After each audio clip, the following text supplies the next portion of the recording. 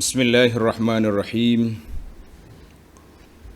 Alhamdulillahi rabbil alamin. Wa bihi nasta'in ala umuri dunya waddin.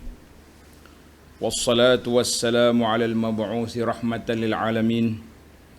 Nabiyyina wa habibina wa qudwatina Muhammad ibn Abdullah wa ala alihi wa sahbihi wa man walah, amma ba'du. Muslimin dan muslimat para pelajar sekalian, Assalamualaikum warahmatullahi wabarakatuh.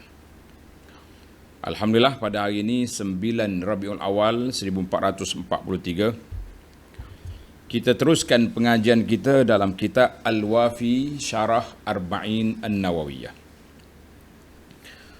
Kita masih lagi dalam hadis yang ke-34. Hadis ini panjang huraian dia, iaitu izalatul munkar faridatun islamiyah. Menghapuskan kemungkaran adalah merupakan suatu kefarduan di dalam Islam.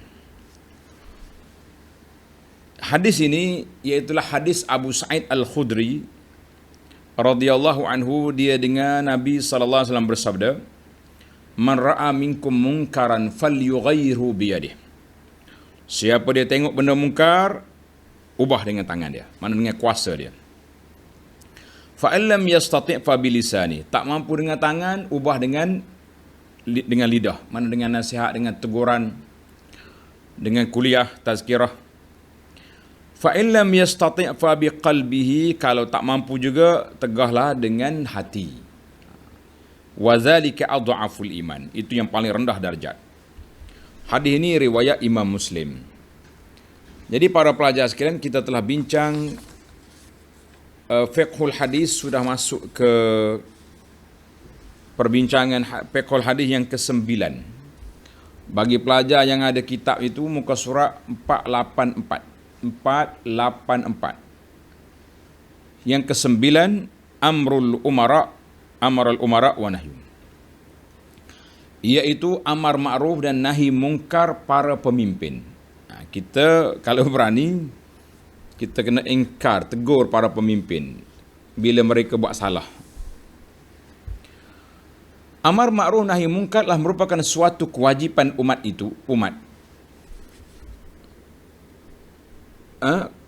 kewajipan kita. Umat itu pula adalah pemimpin dan mereka yang dipimpin. Umat ni ada dua, pemimpin dan dipimpin, kerajaan dengan rakyat. Sebagaimana para pemimpin wajib mengajak umatnya kepada kebaikan dan mencegah mereka daripada kemungkaran, wajib juga ke atas umat untuk mengajak para pemimpin mereka kepada kebaikan dan mencegah mereka daripada kemungkaran, demi melaksanakan yang wajib dan menunaikan yang hak. Sebagaimana dalam hadis yang kita baca tadi, hadis bab ini, faman jahadahum biyadihi fahuwa mu'min. Siapa yang berjihad dengan tangannya, maka itu tanda orang beriman. Maka jihad mereka ialah menghapuskan dengan tangannya apa sahaja kemungkaran yang telah mereka lakukan. Seperti mencurahkan arak. Manakala pemimpin minum arak, kita curahkan arak dia tu, jangan dia simpan. Kalau kilang arak macam mana pula? Ni kilang arak ni kemabuk dia mabuk, nak mabukkan orang pula, dia mabuk pula buat nama timah pula. Ini lagi dahsyat ni. Macam-macam buat kapi ni. Tak habis-habis dia buat kerenah kepada umat Islam. Bila kita diam, inilah jadinya. Kalau umat Islam bangkit semua menentang, engkar mungkar ini, tutup dia, tak berani dia orang buat. Serta membinasakan alat-alat muzik yang melalaikan. Zaman dulu muzik ni haram. Zaman kita ni orang duk muzik belaka, pas dalam masjidnya bergendang. Dan melenyapkan dengan tangannya apa saja maksiat atau kezaliman yang mereka perintahkan. Apa saja, kita jalan tugas. Jangan takutlah. Jadi kalau pemimpin bagi arahan buat maksiat, lawan. Seorang ulama, Sa'id bin Jubair, berkata kepada Ibnu Abbas, Ibnu Abbas ni seorang ulama besar, orang yang tegas. Tuan Syekh Ibn Abbas, adakah saya patut mengajak pemerintah kepada yang ma'ruf dan mencegah daripada mungkar? Dia pergi tanya Ibn Abbas, boleh tak saya nak pergi tegur pemimpin? Kata Ibn Abbas, in khifta, kalau kamu takut kamu dibunuh, janganlah pergi. Kalau kamu takut kena bunuh, tak payah. Sabar dah, ingkar dengan hati. Aku pun mengulangi pertanyaan itu kepada Ibnu Abbas. Dia tak puas hati, Sa'id ni mari tanya pula Ibnu Abbas. Dan beliau memberi jawapan yang sama. Kemudian sekali lagi saya tanya Ibnu Abbas pertanyaan sama. Dan beliau masih memberikan jawapan yang serupa. Kemudian Ibnu Abbas tanya, jika kamu benar-benar ingin melakukannya, maka itu adalah antara kamu dengannya. Artinya, kalaulah kamu rasa berani, confident, yakin nak pergi tegah pemimpin ni, nak pergi cegah kemungkaran yang dibuat oleh pemerintah, fapima bainaka wa bainahu, kamu kena pergi berdepan dengan dia. Jangan bertempik di tengah padang. Buat demonstrasi tak jadi. Pergi jumpa dia, nasihat. Kalau dia dengar, alhamdulillah. Kalau dia tak dengar, kita dah lepas tanggungjawab kita. Habis. Itu Sa'id bin Jubair.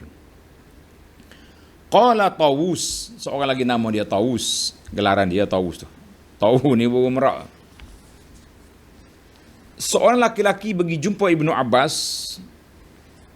Dia kata, Tuan Syekh Ibnu Abbas, bolehkah saya nak pergi berjumpa dengan pemimpin pemerintah untuk saya suruh dia baik, larang dia bermungkar? Bolehkah? Jawab Ibnu Abbas, jangan sampai terjadi fitnah ke atasnya. Mu nak engkar lah. Nak nasihat dengan baik, jangan sampai terfitnah, menjadi fitnah kepada pemimpin tu. Yang buat orang bangkit menentang dia, jadi huru-hara pula. Kata laki-laki itu, afara'aita in amarani bi'a maksud. Bagaimana Tuan Ibnu Abbas, kalau dia suruh saya buat benda maksiat, bagaimana? Kata Ibnu Abbas, yang demikian itukah yang kamu mahukan, mencegah kemungkaran yang dilakukan oleh pemimpin kalau mereka suruh buat maksiat? Ya, kata dia. Fakun hina idzin rajulan. Tengok Ibnu Abbas kata, kalau betul-betul nak bagi nasihat, kun rajulan, maknanya mesti kamu ni jadi anak jantan sungguh. Jangan mudah kaya, sekali kau pergi tegur pemimpin jelek mata, kau lari lah.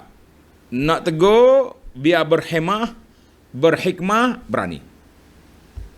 Kalau setakat acah-acah, jangan. 2. Kata Imamul Haramain, Abul Ma'ali Al-Juwaini, terkenal lah Imam Haramain ni. Apabila seorang pemimpin berbuat derhaka, buat maksiat untuk beberapa waktu dan kezalimannya nampak jelas, dia tidak merasa takut ketika dilarang dengan ucapan, maka ahlul halli wal aqdi. Ahlul halli wal aqdi ni satu badan yang melantik, boleh melantik pemimpin khalifah ni. Kalau kita gak badan yang cukup otoriti lah untuk pilih pemimpin ni. Dia paling ahlul halli wal aqdi. Zaman kita lah ni rakyat lah, mahi undi tak undi. Tapi dalam pemerintah Islam dipanggil ahlul halli wal aqdi. Berhak untuk memecahnya. Dia ni bersidang, pecat. Imam Nawawi telah berkata, maknanya jika tindakan tersebut tidak akan menimbulkan kerosakan yang lebih besar. Pemimpin ni dia ada senjata, dia ada tentera, dia ada kekuatan. Kalau kamu pergi nak engkar dia, nak jatuhkan dia, dia akan lawan menyebabkan kematian yang ramai. Jangan buat. Itu yang kita nampak beberapa isu yang berlaku dalam dunia hari ini. Nampaknya bila nak jatuh satu-satu pemimpin, mudarat dah lebih besar. Sebagaimana berlaku di Iraq, berlaku di Syria dan lain-lain tempat yang kita boleh tengok. Tempat kita ni pun, oleh kerana kita ni tak ada ahlul halli wal aqdi, yang dia adanya undi-undi. Lepas undi lompat, lain pula cerita dia nya. Jadi kita kena tengoklah realiti negara. Negara yang ada majlis macam negara yang latih khalifah, latih raja yang ada majlis itu. Negara yang Malaysia ni ada apa ni, mengundi pun tak jadi mana dah.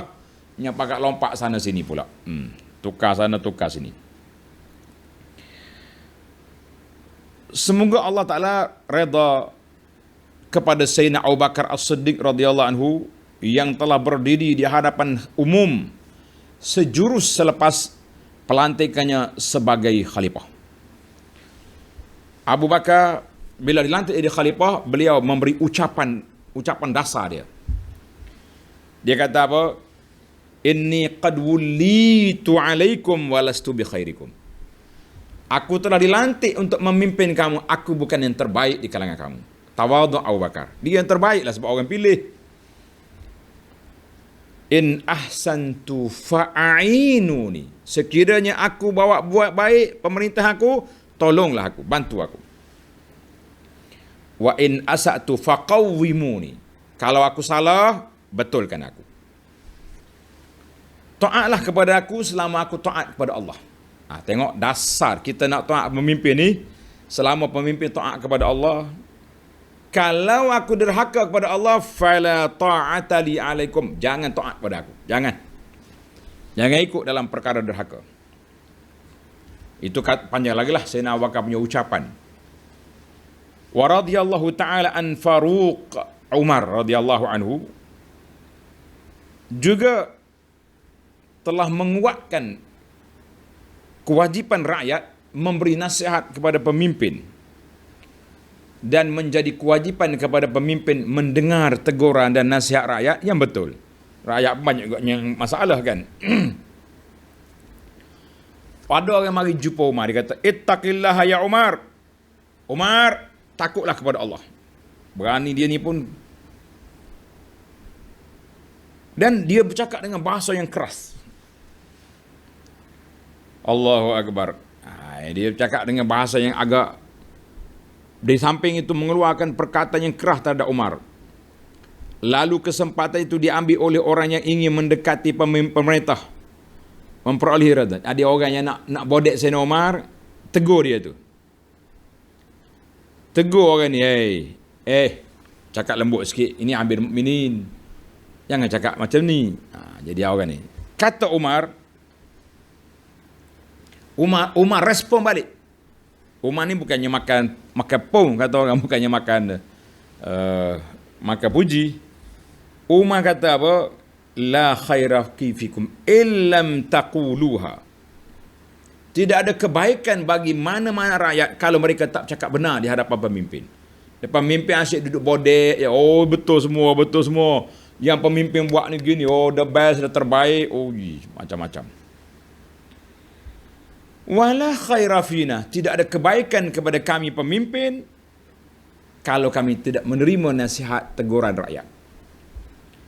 Waffaqallahu ta'ala wulata umul muslimin. Semoga Allah Ta'ala beri taufik kepada pemimpin umat Islam untuk mengikuti jejak langkah para khalifah kita yang terdahulu. Baik, maknanya rakyat boleh tegur pemimpin dengan SOP, dengan adat-adatnya. Kalau boleh, sebagaimana kata Ibn Abbas, bainaka wa bainahu, kamu pergi jumpa dia, nasihat. Tempat kita hari ni nak jumpa mana dah? Pakat duk kata Facebook, hantar lagi dah. Buat tular di Facebook, sampailah kat dia. Jadi susahlah sikit kalau kita nak ikut disiplin betul-betul cara teguran itu. Payahlah main zaman tular-tular ni. Zaman tular ni pula banyak fitnah, tak tahu berita betul tak betul. Sukarlah untuk kita. Baik, kita berpindah kepada tajuk yang ke-10, munasahah. Munasahah la fitnah. Tanggungjawab rakyat menasihati, bukan menimbulkan provokasi dan fitnah. Kita hari ini banyak provokasi, banyak menimbulkan fitnah. Tidaklah maksud pengubahan mungkar dengan menggunakan pedang dan senjata kerana takutkan fitnah-fitnah dihasilkan oleh kemungkaran itu sehingga menyebabkan berlakunya pertumpahan darah kaum muslimin. Jadi kita ingatlah, nak engkang yang mungkar ni bukannya dengan senjata saja akan menumpahkan darah orang Islam. Maksudnya agar wujud satu bentuk atau tata cara, tata kelola nasihat Nasihat menasihati antara satu sama lain, yang mana nasihat itu sendiri adalah hakikat agama sebagaimana yang telah dinukilkan oleh kisah Sayyidina Abu Bakar dan Umar tadi. Maknanya qawwimuni, a'inuni. Itu permintaan daripada khalifah sendiri. Dan Nabi SAW juga telah bersabda, ad-dinun nasihah. Agama itu ialah satu nasihat, satu ketelusan, satu teguran. Qulna liman, ya Rasulullah, untuk siapa? Qala lillah, untuk Allah. Apa makna nasihat untuk Allah? Maknanya kita beramal dengan kitab Allah, dengan beriman kepada Allah Azza wa Jalla. Wali kitabih, beriman dengan kitab dia, beramal dengan Quran. Wali rasulihi, beramal dengan sunnah Nabi sallallahu alaihi wasallam. Wali a'immatil muslimin, dan dengan pemimpin umat Islam, iaitulah nasihat kita, ajak dia teruskan kebaikan, larang dia kalau dia buat benda tak baik. Ini dia. Hadis ini riwayat Imam Muslim. Dalam Al-Quran Allah Ta'ala sebut, wal mu'minuna wal mu'minatu ba'duhum awliya'u ba'. Orang beriman laki-laki dan beriman perempuan itu Allah menjadi penolong bagi sebahagian yang lain. Surah At-Taubah ayat 71. Maknanya dalam perkara teguran ini kita kena lebih letak kepada nasihat, bukan menimbulkan fitnah, provokasi. Kita hari ni apa saja boleh kita cuit, boleh kita timbul lambung bola tanggung, kata orang. Tanggunglah, kena suruh rakyat ni benci kepada pemimpin. Apa saja, tak kira lah pemimpin mana pun. Waktu Covid ni cara Covid, waktu bagi duit, nak keluarkan duit, yang pentingnya tak ada benda betul kita ni. Itu jadi masalah kepada kita di dalam yang bagaimana kita nak minta pemimpin jadi baik kalau rakyat juga bercelaru. Kita pindah kepada tajuk yang ke-11, al-ghilzatu wal-lin fil amri wan nahyi. Bersikap lembut, ada kalanya bersikap keras, tegas, kasar dalam mengajak kebaikan dan mencegah kemungkaran. Sebab bentuk kemungkaran tak sama, pelaku mungkar juga tak sama. Ada orang yang kalau kita tegur, senyum-senyum, dia berhenti dah. Tapi ada orang, kalau setakat cakap, jangan sabarlah, kena bawa cemeti, kata orang, baru dia berhenti. Maka amar ma'ruf dan nahi munkar hendaklah dilakukan dengan hikmah, kebijaksanaan, dengan cara dan gaya yang sesuai, sebagaimana firman Allah Ta'ala, ud'u ila sabili rabbika bil hikmati wal mau'izatil hasanah. Serulah kepada jalan Tuhan kamu dengan hikmah, bijaksana dan nasihat yang baik. Suratul Nahli ayat 125. Jadi hikmah itu berbeza mengikut keadaan. Ada kalanya dengan nasihat cukuplah. Ada kalanya dengan berlembut orang dengar. Ada kalanya la taslum, tak peduli dia ni, kena bagi undang-undang yang keras, baru takut. Sebab itu kita tengok ada dua ayat yang berbeza. Sewaktu Allah Subhanahu Wa Taala hantar Harun dengan Musa pergi jumpa Firaun, Allah kata apa? Izhab ila fir'auna innahu tagha. Musa, Harun pergi jumpa Firaun, dia tagut tu mana jahat. Buat apa? Pergi cekak pinggang depan Firaun? La. Faqula lahu qawlan layyina. Mungkin cakap lembut dengan dia, cakap baik-baik. Firaun, saya ni kan duduk di rumah Firaun dulu. Kalau nak panggil abah, panggil abah ke ayah ke cik ke daddy ke, ikutlah yang pentingnya. Moga Firaun tu bapa angkat Musa duduk dalam istana dia. Nak panggil ayah ke panggil, ikutlah. Tujuannya la'allahu yatazakkar aw yakhsha. Adakah semua kita kena berlembut? La, tak juga. Ini ayat surah Taha ayat 43-44. Ketika Nabi SAW diperintahkan oleh Allah Azza wa Jalla dalam surah At-Taubah ayat 73, Allah kata apa? Ya ayyuhan nabiyyu jahidil kuffara wal munafiqin waghluz alaihim. Wahai Nabi, berjihadlah melawan orang-orang kafir dan orang-orang munafik dan bersikap keras terhadap mereka. Waghluz. Tengok. Ini kata di para ulama. Kenapa waktu Musa pergi jumpa Firaun dia suruh berlembut? Nabi pergi lawan dengan kafir, keras, les. Dalam ayat lain, fasda' bima tu'mar, sampaikanlah olehmu secara terang-terang apa yang diperintah kepadamu. Mula-mula Nabi dakwah slow, pelan, bisik-bisik kat Mekah. Akhir kali bila nampak penentang yang kuat, bangun, lawan. Suasana berbeza.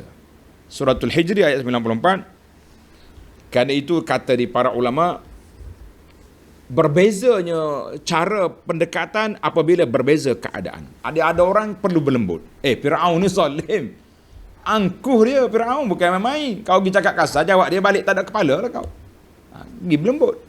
Berunding. Tapi Quraisy ni boleh lah Nabi kita nak kasar dengan dia. Ataupun pokok munafikin tu sudah boleh kasar sebab kita sudah ada senjata waktu di Madinah. Baik para pelajar sekalian, itu berbezanya keadaan. Bukan semua lembut, bukan semuanya kasar. Tengok huraian. Oleh yang demikian, orang yang ingin melaksanakan amar ma'ruf nahi mungkar adalah mempunyai beberapa sifat. Antara sifat yang penting, ar-rifqu. Rifq dengan makna lemah lembut. Al-hulm. Hilm maknanya ada kehalusan budi. Yang ketiga, al-adl. Adil. Ada ilmu, ada adil, bijaksana dalam pengurusan, cara dakwah dan juga ada ilmu. Dia kena ada 4 ini. Kata Sufyanus Tsauri, tidak boleh melaksanakan amar ma'ruf nahi munkar melainkan seorang itu punya 3 ciri ini. Yang pertama, halus dalam mengarah, menyuruh dan mencegah. Kena ada 2, seni. Yang kedua, adil dengan apa yang diajak dan ada apa yang dicegah. Kalau kita suka, kita puji. Yang tak suka, kita cakap baik-baik. Yang adil, biar orang dengar tu boleh muqtani'. Boleh muqtani' maknanya boleh terima. Yang ketiga, mempunyai ilmu mengenai apa yang dicegah dan apa yang diajak. Kalau tak ada ilmu, penat kita. Akhir sekali kita ajak benda yang tak betul atau kita larang benda yang tidak mungkar. Berlaku. Maka maksud adil diajak ialah hendaklah beliau beramal dulu. Ni maksud adil dia. Menarik juga ni tuan-tuan. Kalau kena ni penat juga kita. Maksud adil dengan apa yang diajak ialah hendaklah beliau beramal dulu dengan apa yang diajak dan menjauhi apa yang dicegahnya. Pandai suruh orang, dia tak suruh, jangan. Kata Imam Ahmad kata, manusia yang berhajat suka sangat kepada orang yang berlembut dalam dakwah dia. Amar ma'ruf tanpa kekerasan. Kecuali orang tu memang keras kepala. Kalau cakap-cakap je tak peduli, baru kita keraskan dia. Tak boleh, mana bukan satu level mana. Kata Imam Ahmad lagi, hendaklah kamu ajak kepada kebaikan dengan halus serta ramah dan rendah diri. Jika mereka mendengar sesuatu yang tidak disukai, maka janganlah melenting dan marah. Jadilah beliau orang yang ingin menolong dirinya sendiri. Mana kita ni kalau kita ajak orang tak terima, kita marah-marah, pelik-pelik, bermakna kita bukan nak dakwah, kita nak bela kita. Ni banyak kita ni duduk situ. Lebih kepada nak intisaril nafsi. Ulama-ulama hebat, dia tak bela diri, dia bela kebenaran. Sekarang ni kita nak bela diri ke bela kebenaran? Ini yang kita bimbang, ini kita lebih membela diri daripada bela kebenaran. Sekali orang kritik kita, walaupun kita salah, betul-betul salah, tak mau minta maaf. Tak minta maaf. Hasuk pula ni, geng-geng pengikut penta'asub ni, hasuk pula. Bela. Penta'asub luki gambar tak sah dia ni dengan hebat begini, kami sayang ulama macam-macam. Sebab bukan nak minta maaf yang kita salah tu. Hasuk pula rakyat, hasuk pula pengikut supaya lebih ta'asub lagi. Ini bahaya, dia panggil intisar nafsi.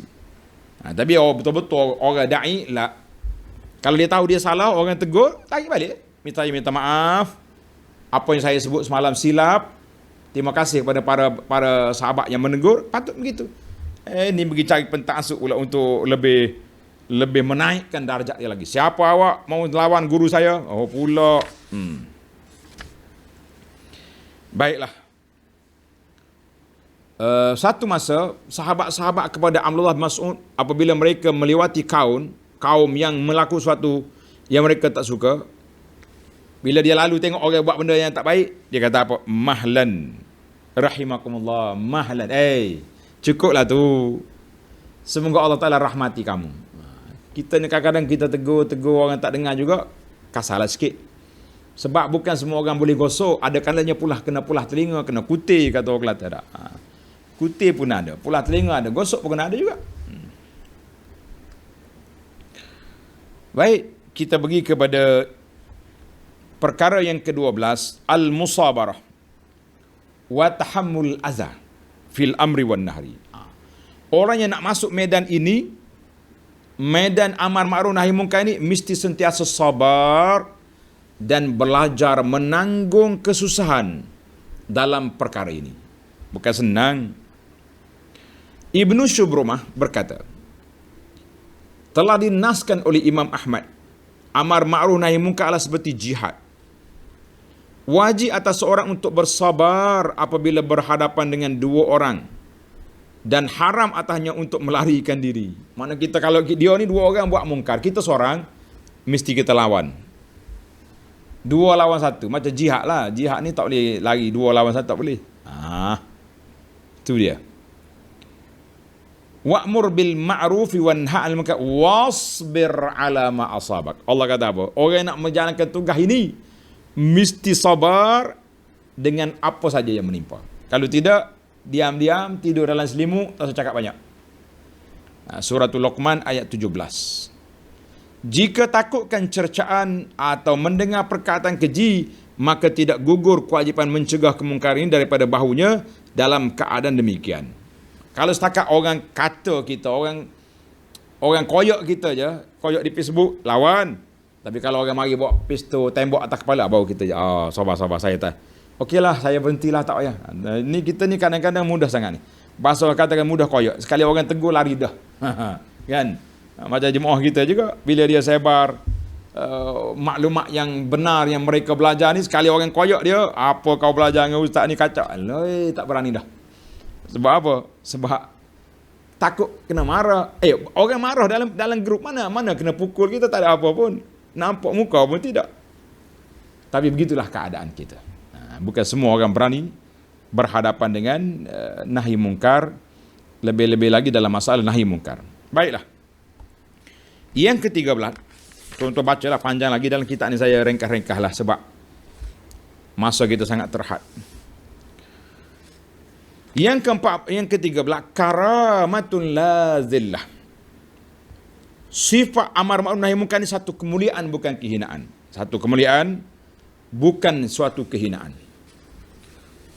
Apa saja mudarat yang diterima dan dialami sewaktu melaksanakan tugas ini bukanlah suatu kehinaan, tetapi sebaliknya adalah suatu kemuliaan dan ketinggian kedudukan di dunia dan juga di akhirat nanti, insya-Allah. Jika mati semasa melaksanakan tugas itu, maka ia memperoleh kesyahidan di sisi Allah Azza wa Jalla, bahkan merupakan sebesar-besar pahala di sisi Allah Azza wa Jalla. Kita kena tahu, laisa lil mu'min an yuzilla nafsahu. Janganlah seorang mukmin itu menghina diri dia. Tapi dalam masalah ini, kata Imam Ahmad, bukan maksud bila orang hina kita kerana kita mempertahankan kebenaran itu satu kehinaan. La. Bahkan itu suatu kemuliaan di sisi Allah Azza wa Jalla. Sebab apa mulia? Sebab kita dimarahi oleh manusia semata-mata nak mencari keredaan Allah Azza wa Jalla. Cuma tengok tadi lah, setakat mana kita punya kapasiti, enjin turbo kita setakat mana. Kalau setakat boleh tegur sepatah dua, berani setakat tu je lah. Jangan lebih-lebih. Nanti orang buat apa-apa kita pula, kita menyesal tak sudah-sudah. Nabi yakni menampil serta menonjolkan diri kepada musibah dan bala, sedangkan beliau tidak mampu menanggung atau menghadapinya, maka jangan. Jangan. Nanti kita jadi orang panggil mudah rasa macam-macam lah, stres ke, mudah koyok lah bahasa sekarang ini. Kata Imam Ahmad, ini bukan lelaki yang demikian, yakni ia mengetahui ia tidak mampu menanggung kemudaratan, tak boleh bersabar atasnya, maka kamu diam. Ambil yang adhaful iman, tegur dengan hati je. Sabda Nabi SAW mengenai orang yang mengetahui bahawa ia mampu sabar atas demikian, maka pertama-tama hendaklah ia mencegah dengan hatinya, kerana itu selamat daripada tipu sebarang mudarat. Jadi ada kalanya kita tak mampu nak cegah dengan tangan, wajib kita cegah dengan hati kita. Sebab itu dia panggil yang paling apa? Yang paling selamat, sebab orang tak tahu dalam hati kita. Ada dua hadis di sini. Satu hadis diriwayat oleh Imam Tirmizi daripada Abu Sa'id, kata Nabi sallallahu alaihi wasallam, afdalul jihad kalimatu adlin 'inda sultanin jairin. Seafdal jihad adalah perkataan yang adil, perkataan yang telus, yang betul di sisi pemimpin yang zalim. Kita pergi berdepan dengan dia, cakap, tuan, mungkar ini. Membenarkan arak ini mungkar. Benar judi mungkar. Benar riba mungkar. Sebut. Kalau berani silakan. Kalau kita sudah larang, dia tak dengar juga, maknanya kita depan Allah Ta'ala selesailah tanggungjawab. Dalam hadis yang lain pula daripada Abdullah, hadis itu dikeluarkan oleh Tirmizi Ibn Majah wa akhrajal Hakim an Jabir bin Abdullah radhiyallahu anhu an Rasulullah sallallahu alaihi wasallam sayyidus syuhada, penghulu orang mati syahid, Hamzah bin Abdul Muttalib, pak saudara dia Hamzah bin Abdul Muttalib yang mati, terburai perut dia di dalam peperangan Uhud. Wa rajulun qama ila imamin jairin fa amarahu wa nahahu faqatalah. Yang pertama Hamzah, yang kedua mana-mana orang yang berani berdepan dengan pemimpin yang zalim, dia suruh benda baik, larang benda mungkar, faqatalahu, dia dibunuh, maka itu orang yang sayyidus syuhada. Siapa dia berani silakan, tak berani jangan cakap, diam-diam. Ini dia. Maknanya orang yang paling tinggi ganjaran pahalanya siapa? Orang yang berani menentang kemungkaran, berani menentang perkara yang tidak baik. Baiklah para pelajar sekalian, isu yang ke-14, ingkar mungkar zahir atau maklum. Ini isu ni agak ramai dibincangkan oleh orang. Mencegah kemungkaran yang zahir dan diketahui.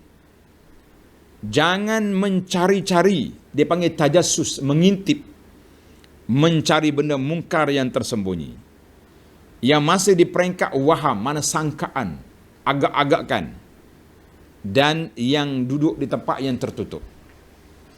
Sudah kita. Bagaimana ni? Dan pegawai-pegawai penguatkuasa agama ni pergi ketuk pintu bilik hotel, adakah menyalahi hadis ini atau tidak? Ada orang bawa perempuan masuk dalam kampung ni, kita tahu dia ni belum kahwin lagi, tiba-tiba bawa balik perempuan, dia pergi rumah dia tengah malam. Boleh tak boleh kita serbu rumah dia? Sebagaimana yang berlaku sekarang. Tuan-tuan dengar kitab. Saya nak baca kitab ya. Kalau kita huraikan panjang pula. Baiklah. Tengok kitab. Wajib atas setiap orang Islam mencegah kemungkaran yang dilakukan secara terang-terangan zahir, yang dapat dilihat dan disaksikan sendiri. Mana kita nampak orang ni buat maksiat, wajib kita ingkar. Dalilnya, Nabi SAW bersabda, man ra'a, siapa tengok. Kalau kamu tengok, ingkarlah. Baik. Jika kemungkaran itu masih berbau dan dengan keraguan dan syak akan kebenarannya, yaitu kemungkaran yang tersembunyi dan disorokkan, seorang Islam itu tidak boleh mencari-cari atau menyiasatnya, kerana ia termasuk dalam jenis tajassus, mencari dan mengintip keburukan dan kejahatan orang lain. Mana kalau kita orang katalah, aku rasalah dalam kawasan ini ada orang buat judi ni, ada orang minum arak, kita tak ada bukti pun, cuma Kita faham je, kita sangka je. Boleh tak boleh? Tak boleh. Maka tajassus adalah dilarang. Tajassus itu dilarang. Yang menggantikan tempat melihat, ni. Tuan-tuan ada kitab, letak pensil garis itu. Dalam ayat ni kata, man ra'a minkum. Kalau kita tak tengok, tetapi kita tahu. Kita sudah dapat maklumat yang sahih, yang jelas. Kemungkaran yang berlaku itu sahih. Dan betul-betul berlaku mungkar. Di tempat yang telah disebut itu.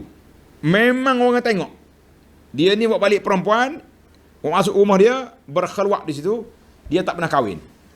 Ini. Macam mana? Bagaimana keadaan? Tengok dalam kitab. Sebagaimana ia telah dimaklumkan oleh orang yang dipercayai, orang kampung ni kenal dia, seseorang yang mustahil berkata dusta. Mana orang ni pakai kaki kelentung lah, orang betul. Atau seorang yang bukanlah yang menjadi tabiat dan perangai dia memfitnah orang. Tak ada. Ini imam kampung ni. Atau terdapat sebarang petunjuk yang menguatkan sangkaan bahawa kemungkaran itu berlaku. Sebab memang orang ni bawa balik perempuan rumah dia. Ataupun kita tengok dalam raga mutu dia tadi, dia pergi beli arak pergi sini. Kita tengok dia punya evidence, bukti jelas. Dalam keadaan ini, wajib atasnya mencegah kemungkaran itu dengan cara yang munasabah, yang akan menghapuskan kemungkaran itu dan mencabut akar umbi kejahatan dan kefasadan tersebut daripada masyarakat. Manakala kita biar agak jadi sarang di sini, jadi sarang orang minum arak, jadi sarang pelacuran dan macam-macam lagi, maka ketika itu tidak salah kalau kita pergi serbu tempat itu. Adakah patut seorang Muslim itu memanjat tembok kawasan rumah seseorang? Ini soalan ni. Boleh tak kita pergi ketuk pintu hotel, pintu bilik, pintu rumah? Adakah perlu dilakukan serbuan ke atas rumah-rumah yang disyaki maksiat bermaharajalah dalamnya? Adakah patut mencari, menyelidik, mengintip dan menyiasat untuk menentukan bahawa kemungkaran itu benar-benar berlaku? Jawab dianya, soalan-soalan tadi, apa jawab dianya? Yunzar. Kita kena tengok dulu. Dapat report, dapat laporan, jangan terus rebu. Siasat dulu. Apa dia siasat? Jika sangkaan kuat mengatakan bahawa kemungkaran itu adalah berupa perbuatan haram yang disembunyikan dan akan hilang pengetahuan mengenainya jika diperlambat-lambatkan penyiasatan, dan dengan berlalunya masa seperti perbuatan zina, pembunuhan, minum arak, berjudi di tempat ini, maka kita kena segera pergi. Tak salah kita ketuk pintu. Assalamualaikum. Kalau dia telus, isteri dia, anak-beranak dia, takut apa kau? Buka je pintu. Sorry bang, isteri saya tu nikah. Habis cerita. Tapi kalau bawa balik bini orang, bawa balik mak janda mana-mana, bawa balik siapa-siapa pelacur, jumpalah kau. Ini kadang-kadang kita ni terlalu nak human right sangat. Para pendakwah ni terlalu nak human right sangat. Ia menyebabkan kita kata, tak boleh ni tajassus ni. Pegawai penguasaan yang salah. Adalah sekali dua tersalah ketuk pintu. Ada, nak kata macam mana. Tetapi banyak kes yang berlaku sebab ada pencegah inilah orang tak berani buat. Cuma kadang-kadang silap jugalah. Wartawan ikut sekali, ambil gambar kawan tu, duduk perkembang gantung. Itu cerita lain. Mendedahkan aurat orang. Sepatutnya dibelakan gambar tu. Jadi kita kena apa ni, perbetulkanlah apa ni, perketatkan SOP tadi. Yang salah tu salah. Tapi asasnya kita boleh terima ni. Dalam kitab kita tadi ada orang buat kartun. Sedap juga kartun dia ni. Dia perli ke pejabat agama. Dia kata pejabat agama ni, kalau orang report ada orang keluar, laju datang. Tapi kalau orang report rumah ni orang miskin, lambat bawa berah datang. Kita kata, ya akhi, cakap biar betul lah cakap. Kalau kau tak pergi sekarang, orang keluar di situ, lepas setengah jam, 20 minit, 2 jam, tak ada lah dianya. Ya orang miskin ni, kalau kita tak pergi sekarang pun, jiran-jiran tu buat apa? Jiran buat apa? Nak tunggu orang angkat bendera putih baru nak bantu? Maka kita kena tengok. Jadi kita nak perli pegawai-pegawai agama, pejabat agama pun biar betul lah juga kan. Mereka ni ada. Sebab itulah dalam masyarakat kita ni ada yang bersifat rasmi seperti pejabat zakat, ya kena ada borang, kena ada penyiasatan. Ada yang on spot. Ni, alatul, NGO ni. Kita bantu dulu. NGO sekali tu yang mungkin dia bantu, tapi yang ni berterusan bertahun-tahun. Daripada dulu penerima zakat sampai makcik ni jadi pengeluar zakat pun ada. Jadi kita kena seimbang lah nak buat komen. Sebab itulah kita kata nak tegur pemimpin, jangan menimbulkan fitnah yang lebih besar. Sebab tu bagi ana sangat tidak selesa bila ada orang NGO luar masuk ke kawasan kita tanpa berunding dengan pihak tempatan, bawa kamera banyak-banyak mari ambil gambar, tunjuk gambar orang miskin duduk dalam sampah gini. Masyarakat sini buat apa? Sedangkan masyarakat sini sudah berusaha, tak pernah lapar kawan tu kita bagi makanan. Sekali kau datang, kau timbulkan fitnah kepada orang, ini perbuatan yang tidak beretika di dalam nak membantu orang. Jadi kita kena ada. Baik. Tengok kitab. Bagi kemungkaran jenis ini hendaklah ia menyiasat tempat-tempat yang disyaki dan disangka berlakunya kemungkaran itu sehingga kuman-kuman hina itu tidak terjatuh ke dalam telaga najis dan dosa. Mana kita hapuskanlah. Adapun jika kemungkaran itu bukan daripada jenis ini, maka dikatakan kepada Ibnu Mas'ud, sesungguhnya Arab menitik-nitik jatuh daripada janggut si fulan. Kata Ibnu Mas'ud lagi, kami dilarang daripada mencari kesalahan orang lain. Contohnya kita katalah, kita rasa dia ni macam bau arak yang ni. Jangan kita duduk, kita pergilah dekat dia, tanya khabar tak? Kau makan apa pelik bau? Jadi maknanya jangan cepatlah. Ibnu Mas'ud kata, nahanallahu anit tajassus. Tapi kalau kita tengok dia duduk pegang botol arak, dia minum, pegang botol tak boleh nak kata lagi. Baru ni satu video menarik pendek ada dekat Facebook saya. Seorang pendakwah ni dia berjalan.